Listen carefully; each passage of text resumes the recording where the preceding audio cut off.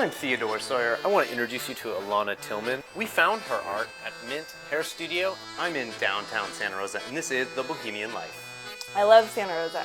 We are spoiled living here in Santa Rosa with the amazing food, the landscape. I mean, it's the best place to grow up. I've been here since I was 5, so I moved here in 1983. I was born with arthrogryposis.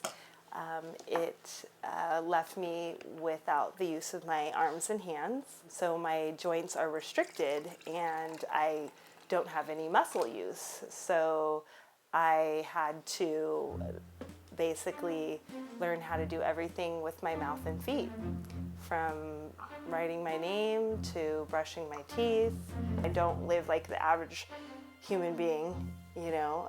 I find new ways to do things every day, and I think people are just really interested in that. People ask me how I do my makeup. I put my makeup brush between my toes and I just put my eyeshadow on like this, or do my eyebrows, or do my lipstick. I'm flexible, yes, and it does contribute to me being able to paint and get into certain positions. My parents never treated me like I was different. They always encouraged me to try new things. That's how I basically adapted to my situation. So tell me about your medium. What do you paint? So I paint primarily acrylic, but sometimes it's mixed media. I'll sometimes use glitter, sometimes use paper and do decoupage, but primarily acrylic paint. Art's kind of always been my go-to thing. When I was growing up, I had a lot of surgeries. To just kind of escape from dealing with the surgeries, painting was the best thing for me to do. While kids were out playing, I was sometimes in the house because I couldn't always do what they were doing. Painting was what I did. Drawing, painting, anything like that. The way that I paint with my mouth is I put the paintbrush in my mouth and I use my teeth or my tongue to sort of control the brush. Since I was born without the use of my hands, I had to figure out the best way to even write my name. So when you know, the average child is learning how to spell their name, I was doing the same with my mouth.